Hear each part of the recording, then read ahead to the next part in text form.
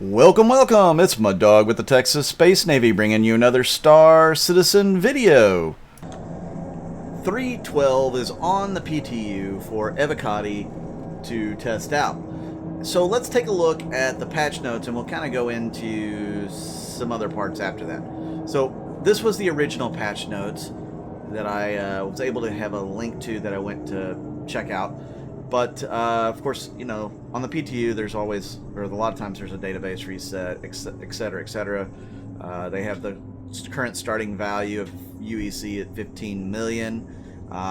Everything is under NDA, so whoever released this, shame on you. But it's released, and I don't mind sharing it with you guys, because I am not Evocati, and I'm not under NDA. So there's testing focus. They're testing the space station refinery decks, planetary visual improvements, the restricted area rework, the Lagrange point spacescaping updates, the elevator panel updates, the multi-tool tractor beam, purchasable in locations like Area 18, Cubby Blast, but shows as a placeholder for now in the terminal.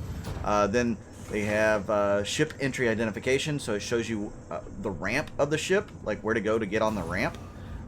Mining UI refactor, so the user interface of mining looks much better with more information at your fingertips. They do have known issues. Players become stuck and unable to suicide getting into or out of a vehicle, which use a ladder to enter and exit. The multi-tool tractor beam attachment shows as placeholder, which they already mentioned. Players are unable to land or take off in some ships due to autopilot taking over at Lorville. All asteroids spawn 100% inert material. That one sucks for you miners out there. Multiple instances of social AI can be witnessed idling indefinitely. Avenger series ships missing multiple HUD elements. Nomad name appears as vehicle name CNO Nomad on ASOP terminals. Player is unable to move mission cargo with the tractor beam until after they have moved the cargo once before. Ship entrance markers are not pre-sent until after entering ship. Then entrance markers will not despawn. Oh boy. Outpost HDMS, Han, and HMS Perlman are floating above the planet's surface. Oh, that's interesting. The loadout manager for Star Marine has no options for player to customize their loadout. It is very difficult for QT to Mike L1, and player will often QT to INS Jericho instead. If you don't know, that's going to be the base for the UEE Navy. It may not be a place you want to accidentally visit.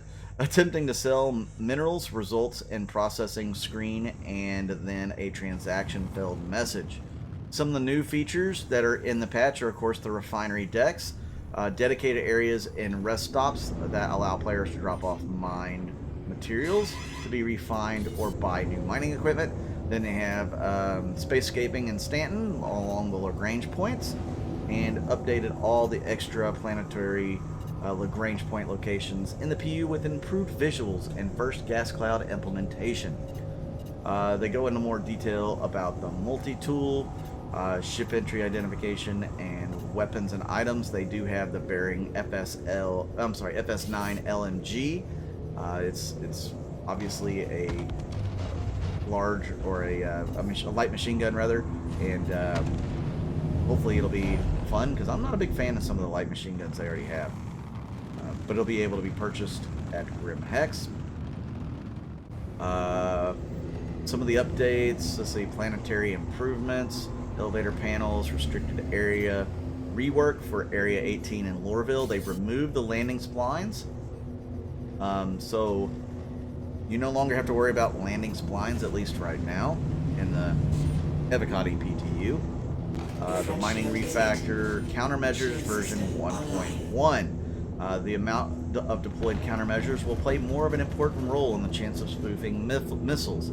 Single countermeasures will be less effective, but players will have the ability to choose how many should be fired with each burst. Different missiles will have varying degrees of countermeasure resilience. Flares have been renamed to lures and now have different modes to control how multiple launches work, including launch burst. You can tap H by default or set and launch burst to send out multiple by holding it. So that's pretty cool that they have reworked the countermeasures. Torpedo attack, counterbalance, and behavior. A rebalance of the size 9 torpedoes. They are now much deadlier, with only a few direct hits required to bring down larger ships. This extra damage comes at the cost of speed. Head tracking updates. For you guys who use head tracking, you might find that pretty interesting. I may go back to head tracking eventually. I'm not there yet. General fixes. Actor head won't snap from left to right if the head tracking angle is above 180. That's part of the head tracking, yeah, sorry.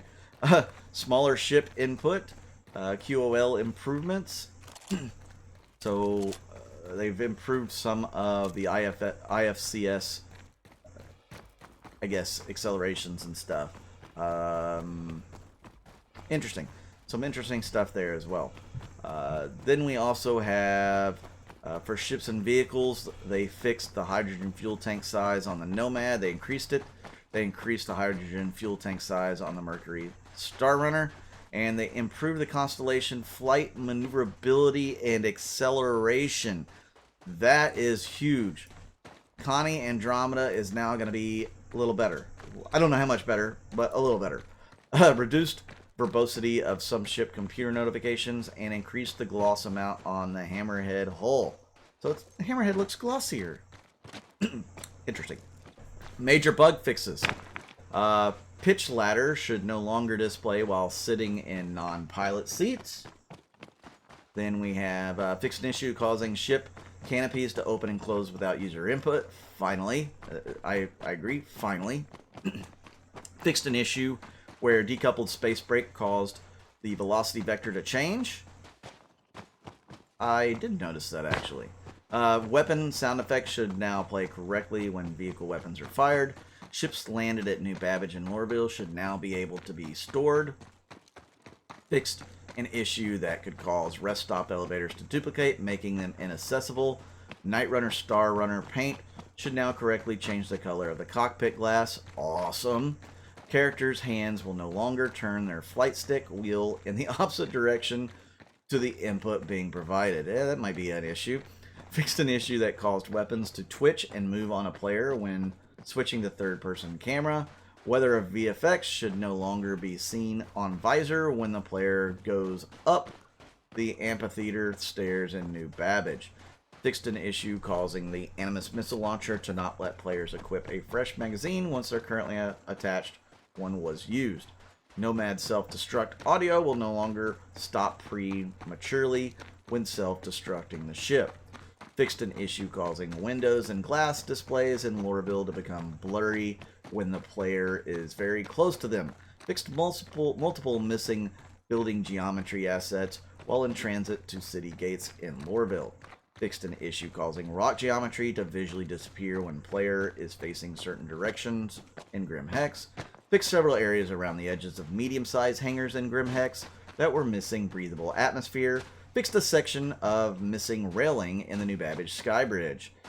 Ships landed at Platinum Bay landing pad should no longer display their location as uninitialized on vehicle waypoint. Fixed an issue causing some dead zone settings to not save properly. Increased the size of text boxes on commodity kiosk to fix large numbers overlapping. The Pirate Gladius variant should no longer be missing the comms menu on all its MFD screens.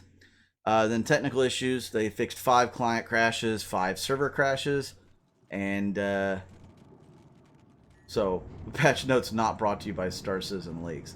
Interesting. Then we also have some of the newer patch notes, actually. If you see here, it's gone to B. So there are some different stuff that they're doing here. They fixed 6 client crashes, 6 server crashes. They fixed multiple back-end service crashes, main thread, deadlock fix, all sorts of different things that they were working on. They still have some known issues, but the list has actually gone down a little bit, so that's good to hear. Probably the most interesting news about 3.12 is what CIG has decided to do with the Evocati. As you get to see, I get a kill here in third person. Always fun. Anyways, so what they've decided to do is break the Evocati up into smaller groups. Why would they do this when it's not normally what they do, or at least that's not the way we understand it? Really, there's two reasons. One would be because it'll help them be able to find bugs easier, because each group is going to have a different build that they're working on. So they're separating the builds. You can be more focused on those bugs in that particular build, or those mechanics in that build. But probably the real reason, or maybe it's twofold, maybe they had multiple ideas behind this, but probably one of the biggest reasons is to find out who is leaking all the information to the general public before it's ready to be released. As you know, Evocati does sign the NDA. That's a non-disclosure agreement. That is a legally binding agreement, generally speaking. So if you're caught, releasing this information, I mean, you could face actual legal action. I hope it doesn't get to that point. You guys who are in Evocati, please be careful. And if you're leaking, be wise about what you're doing. You could end up in a little bit of peril yourself. So yeah, I think this is a big ploy to find out who is leaking or where the leaks are coming from, because when you make the group much smaller like that, they're going to be able to track who is participating in those Evocati groups and narrow down the list of possible leakers.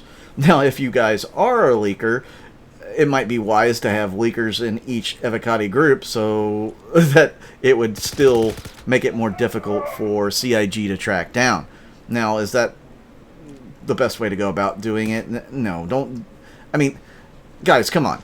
Are the leaks important? I think it is an important aspect, but are they life-changing to the point where you should face legal action over doing it?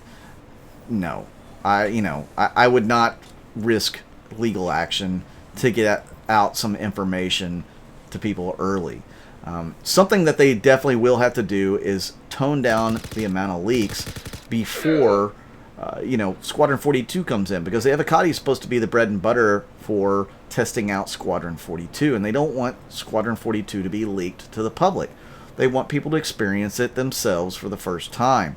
So, I kind of understand where they're coming from there, and I do agree that some of these leaks need to be contained before we get to the Squadron 42 stage. I would just say, if you're a leaker, don't leak Squadron 42, and if you want to leak, anything else, well, that of course it's all on you. But I don't see as much harm coming to leaking to the PU as I do Squadron 42. So definitely keep that in mind. Be careful what you're doing out there, and just be smart. What do you guys think about leaks in general? Let me know in the comments down below. Do you appreciate this kind of video where I go through some of the patch notes and talk about some of the latest information? Let me know down below as well. If you like this video, please hit that like button, hit that subscribe button. I definitely do appreciate everybody who's tuned in. You guys are awesome. If you want to sponsor this page, the description will have information on how to do that through Patreon and YouTube members. I'm Mud Dog with the Texas Space Navy, and I'll see you out in the verse.